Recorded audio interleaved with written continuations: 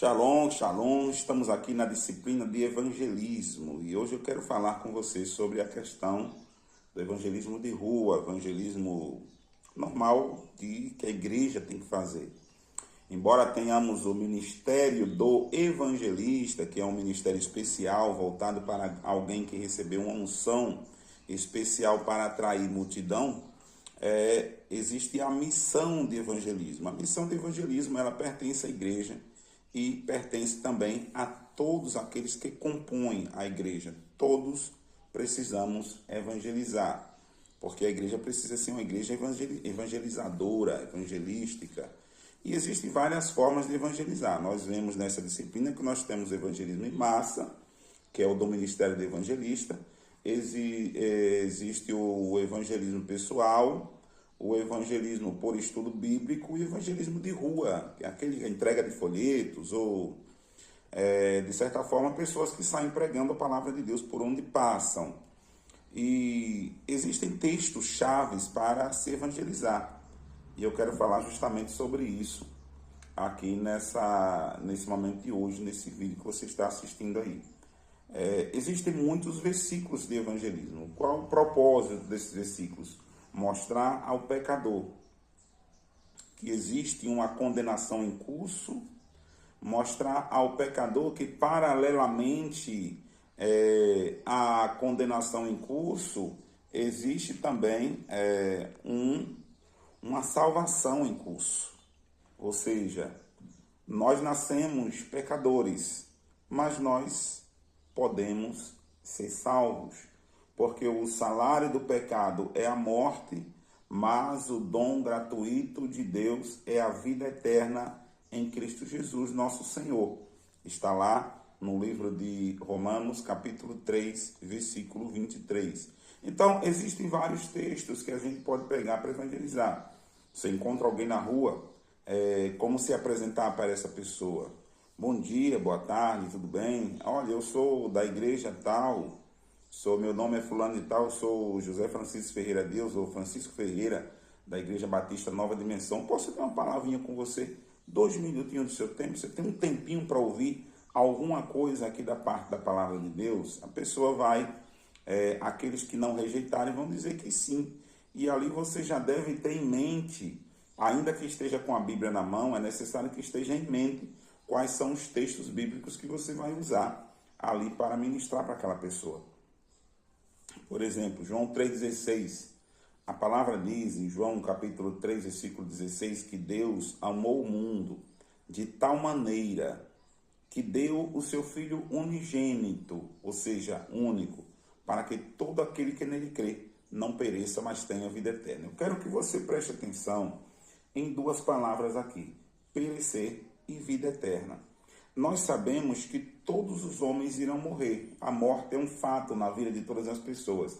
E para onde essas pessoas estão indo? Para onde essas pessoas irão? A Bíblia, a palavra de Deus, ela nos diz o seguinte, que o homem nasceu no pecado. Se a gente ler aqui Salmos de número 51, versículo 5, diz que em pecado fui formado e em iniquidade me concebeu a minha mãe. Ou seja, nós já nascemos com a natureza pecaminosa. Mas em Romanos 6,23 diz que o salário do pecado é a morte, ou seja, a condenação eterna. Mas Deus nos deu uma chave, a vida eterna por Cristo Jesus, nosso Senhor. Ou seja, Deus enviou o seu Filho para morrer e pagar pelos seus pecados. Jesus Cristo é o pagamento pela sua dívida, ou seja, o injusto foi livre pelo sacrifício do justo. Nós somos injustos, nós somos pecadores, mas Jesus Cristo já pagou pelos nossos pecados. E tudo o que nós precisamos fazer é procurar conhecer esse processo da salvação, como chegar a Cristo e como através de Cristo chegar a Deus. E isso nós só vamos conseguir através da palavra de Deus. E é por isso que eu estou aqui pregando para você. E aí você vai falar da pessoa, da sua igreja, quais são o dia de culto, ou perguntar se a pessoa de repente mora em outra cidade, se tem uma igreja perto dela, se já é cristã, de repente a pessoa que já é crente, então você reforça para ela permanecer em Cristo. Se não for, se estiver desviada, você pede para ela voltar para Jesus. Se ela de repente não tiver igreja nenhuma, você convida para ela frequentar alguma igreja. Se morar perto na sua cidade e aí da sua, você convida para a sua igreja, divulga os dias de culto, oferece uma visita para você poder orar por ela e já faz um momento de oração por ela na rua. Então ali você já fez um trabalho de evangelismo. Existem vários outros textos, por exemplo, Isaías capítulo 59, versículo 1 e 2. Eis que as mãos do Senhor não estão encolhidas para que não possa salvar, nem surdos seus ouvidos para não poder ouvir. Mas são as vossas iniquidades que fazem separação entre vós e vosso Deus, e os vossos pecados encobrem o seu rosto de vós, para que não vos ouça.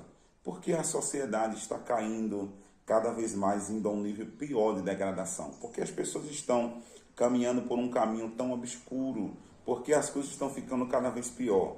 Porque justamente as pessoas estão preferindo a iniquidade, preferindo os pecados, preferindo o caminho do erro do que o caminho de Deus. E isso acarreta socialmente em uma degradação moral e os ouvidos de Deus ficam tapados e os olhos fechados para as iniquidades das pessoas, porque elas não querem se arrepender. E aí, você já deu um texto da palavra de Deus. Olha, mas eu vejo que você tem um coração inclinado a Deus, por isso você está aqui me ouvindo, senão você não estaria. Você não é um ímpio, imoral, você é uma pessoa que precisa de Deus. E você fala da igreja e já convida para um dos cultos, para uma célula que porventura você tenha, ou se oferece para visitar a pessoa na casa dela, pede para ela convidar mais pessoas, e aí você já organiza uma célula naquela casa. Então, existem vários métodos, vários versículos. Romanos 5,8, porque Deus prova o seu amor para conosco em que Cristo morreu por nós, sendo nós ainda pecadores. Aí você pergunta à pessoa, por que Cristo morreu por ela? Se ela entende isso e o porquê. Depois você já explica, em 2 minutos dá para você dar uma palavra ali a uma pessoa na rua, um colega, caminhando na estrada, indo com alguém, sentado no momento de um lanche. Então, a evangelização é uma missão de todos. E todos nós precisamos ser evangelistas e pregadores da palavra de Deus.